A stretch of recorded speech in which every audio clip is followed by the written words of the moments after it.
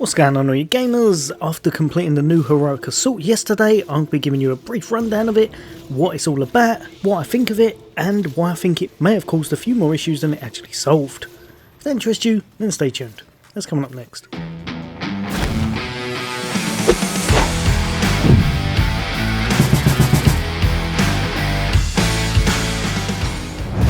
Welcome back everyone. Today we're jumping into a bit more Gotham Knights and I'm going to be telling you why I think the new Heroic Assault mode causes some very big problems to the game.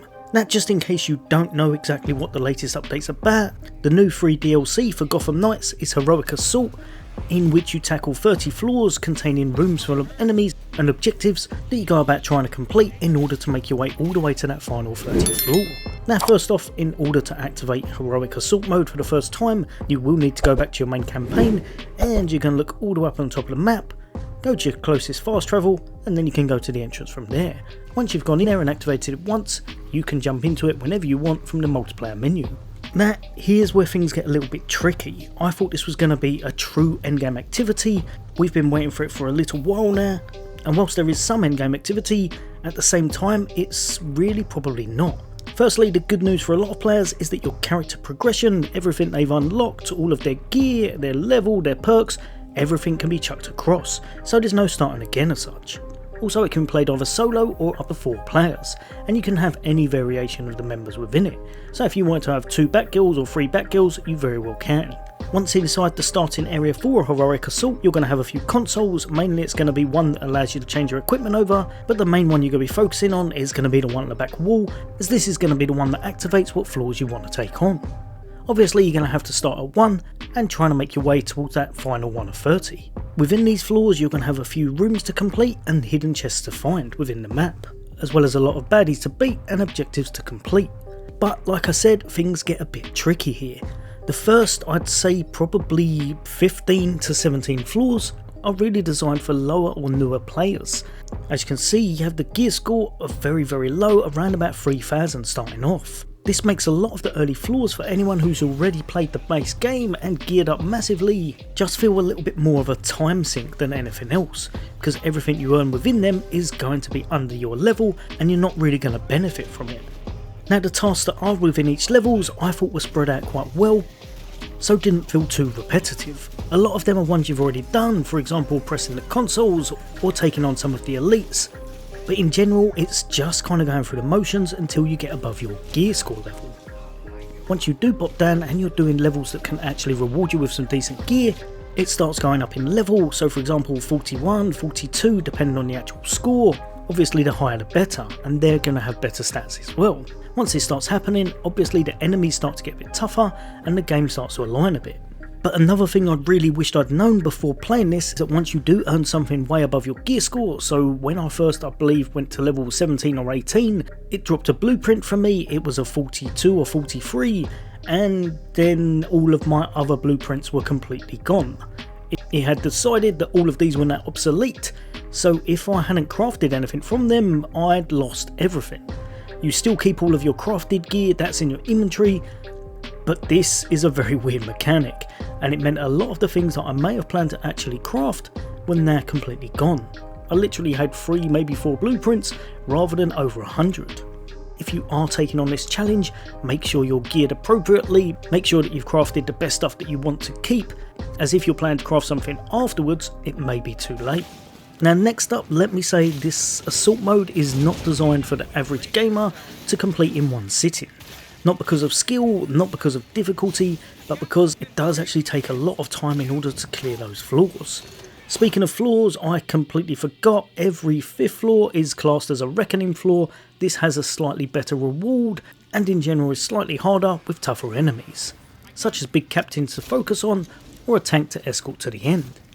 Now obviously all of this is done in an effort to gear up and make yourself more powerful, but with the old blueprints disappearing every few floors, and with how bad my luck is in gaming, I pretty much made my way to floor 30 and had the same gear on that I started with. So not only were we 7 hours into the game, That's right, it takes around about 6-7 hours to get to floor 30, but also most of us didn't really have much new gear to show for it. Now, one good thing is that once you've completed a floor, progress is stored and you can come back to it whenever you want. So there's no worrying about completing it all in one sitting, you can do it at your own leisure. But like I said, remember, the lower floors will give you lower level gear, so in general you probably won't be returning to them unless you're looking for ones that give you nice resources with those chests. But mainly you're going to be making your way to that very last floor, floor 30, as this one will be dishing out that level 60 gear. Now there's going to be a slight spoiler coming up here, it's about the boss, so if you don't want to know anything about him, probably click forward about 1 minute in order to skip past this. Right, like I said, your ultimate goal is to take on this guy. It's going to be Starro. He's an old DC Universe villain who has loads of powers, one of which is to take over other people by cloning himself and pretty much in true facehugger style, chucking that version of himself on them that then becomes the host doing his bidding. That's why during these floors there'll be a lot of different factions playing together. The last mission, however, in my eyes isn't ideal.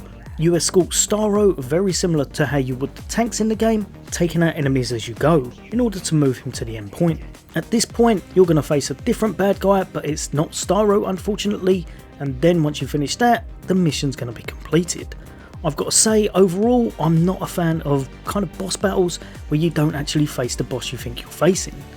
But maybe that's just me, let me know in the comments what you think. Now after that's done, you're going to get yourself some tasty level 60 recipes in order to craft, and you're going to get yourself a new cool looking colour scheme for your armour and for your bike. But, and I know I'm using that word a lot in this video, I jumped into Gotham today, went back into the standard campaign, and now I'm just way over geared. And every encounter I face doesn't drop anywhere near the gear level I need.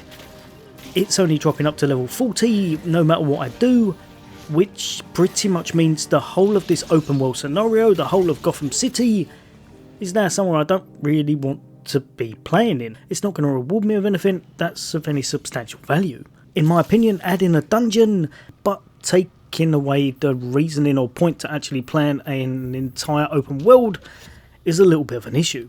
Also, jumping back into Heroic Assault, you then realise that because all the other floors don't adjust either, you're probably never going to play them as well.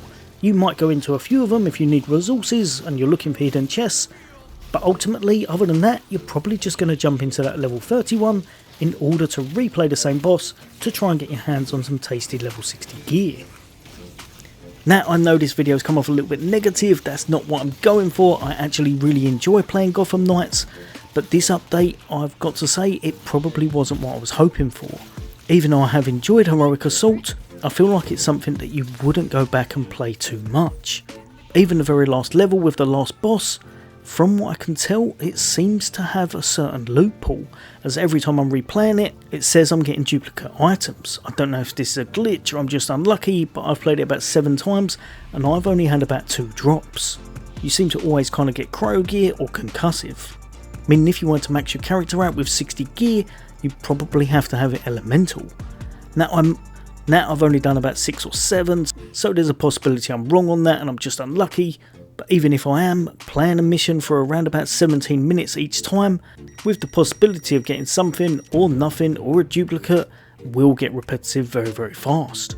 And like I said, with the rest of the loot being under that 60 level, it's going to mean most people aren't really trying to farm for it, even though a lot of perks will be on some of the lesser gear, like the level 40s and such. But even if they do get that, I think when I tried that earlier, it deleted it again when I came into heroic mode, so I'm guessing there's probably a glitch somewhere. But yeah, for me, like I said, I did enjoy the mode. I think they need a couple of quick fixes. If you're listening to this, Warner Brothers, which you are almost definitely not, please can you do some matchmaking for the floors, especially that level 30 and 29, as people will very much struggle with that, especially the single players. And going back to the consoles in this hub, nice and easy to remedy the fact that you have lower end gear and people will be aiming for 60 now.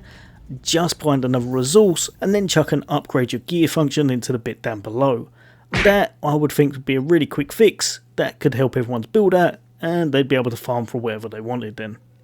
If that one's not possible, then You need to make the enemies scale to you in some way in Gotham City, either by gear score drops or through level. But now that level 60 stuff is achievable, the player's going to need a way to earn that higher level gear, so somehow the open world needs to scout you.